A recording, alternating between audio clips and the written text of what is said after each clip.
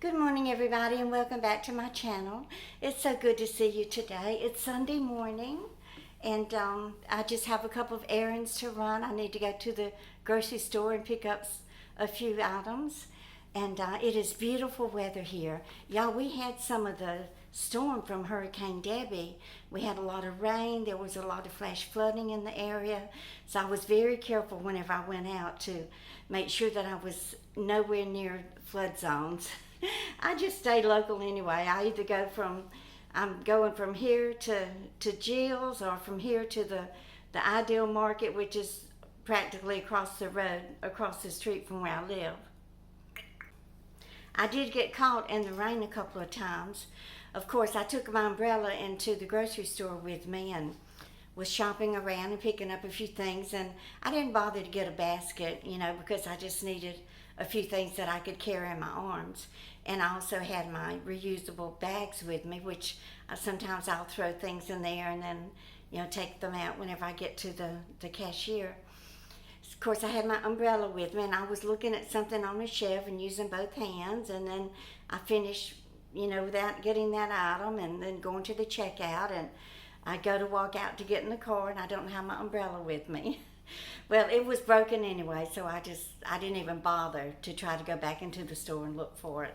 I think I have another one in the trunk, so I've got to get it out, because you just never know when you're going to get caught in a downpour.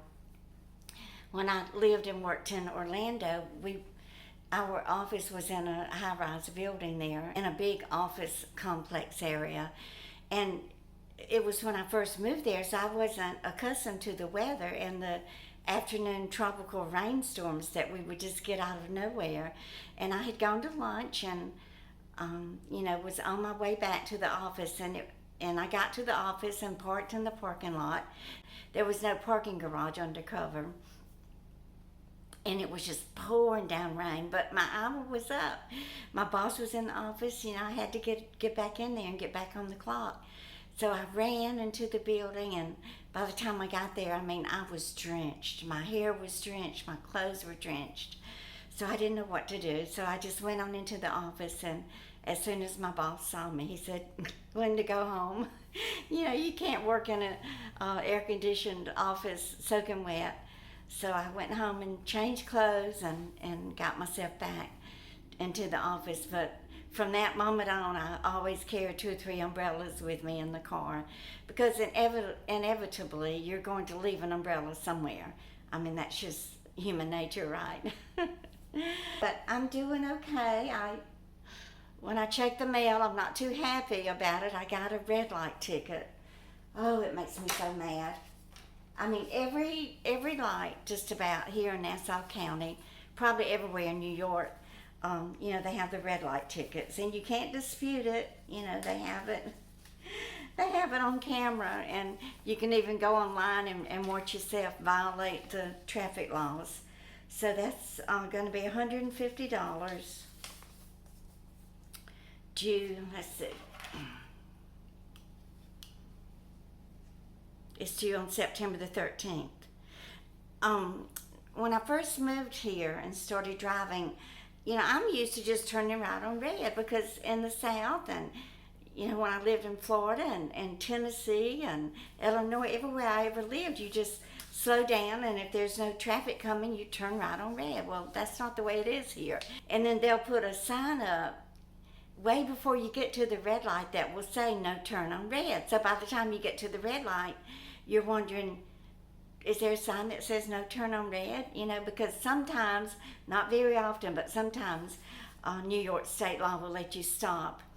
And if there's no traffic coming, then you can turn right. And they'll even have a sign that point with an arrow pointing down that says "Stop here on red."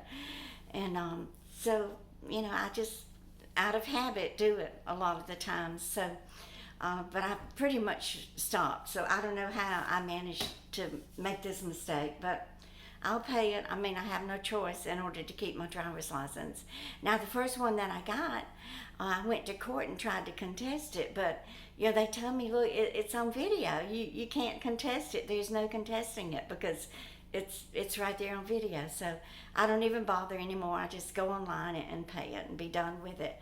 And I try to pay it as soon as I can so that I'm not stressing and worrying about it and beating myself up over making a mistake. So that's about it for today. I checked my mail. I was expecting a little package from Tammy. She said that she sent me something in the mail. So I'll check it again on Monday, and hopefully I've got your package. Good morning, everybody. Welcome back to my channel. It is a beautiful Sunday morning. We have a nice cool breeze. I don't know what the temp is on the thermometer, but it feels to me like it's about maybe 82 degrees. So I thought, well, I'll bring my garbage down to the dumpster and check my mail while I'm here, and then we'll go over and have a look at the chickens. They're inside their coop. I reckon the caregiver hasn't gotten here yet this morning to let them out. So let me get rid of this garbage. We'll go take a gander at the chickens. So I want to thank all of you for tuning in today. Maybe, I don't know yet what my babysitting schedule is this week. Probably busy. Tuesday is baby Ife's birthday. And we'll be having a gathering Tuesday night to celebrate her birthday. But I do want to get out here and open the gate into the gardens. And we'll take a look and see how they're doing this summer. We got a lot of rain this week, y'all, so I'm sure the gardens are going to be flourishing and looking awesome today. I can smell the cucumbers. Can always smell them a mile away.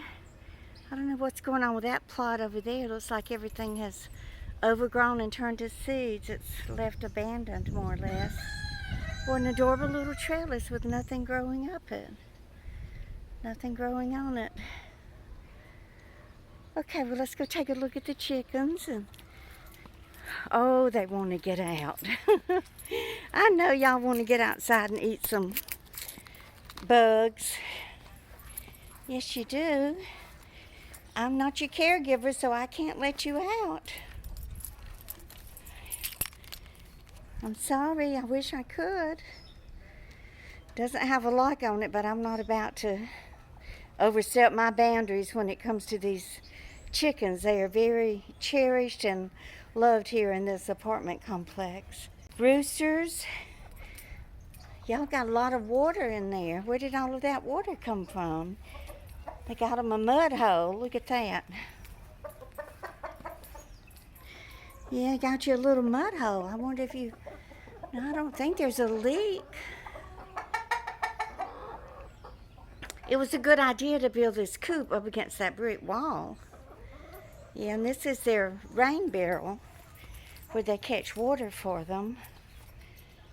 Yeah, it's a very nice setup here. Looks like it runs through there. I don't know if there's a spigot back there or not where they turn it on. Not really sure how that works. I remember when we didn't always have chickens. Just one time I think Daddy got a bunch of chickens and built a chicken coop. Of course, it was my job. Look at that little tiny one there with the little white hair on its head. Those are adorable, those little ones. I don't know what the name of them is. If y'all know, you can let me know. What is that little black one? Black with the white hair called? Anyway, it was my job to feed the chickens and gather the eggs. We just fed them table scraps. I don't ever remember Daddy buying chicken feed. I think we would feed them a little bit of corn. You know, we grew corn in the garden. But I was always terrified, y'all, of a snake being down there in that chicken coop. It just really, really frightened me. I was so scared of snakes. And yeah, I don't think I ever did come across a snake on the property there in Mississippi. Look at those hydrangeas, how beautiful. So pretty. Okay, let me check my mail and we'll go inside and see what I got.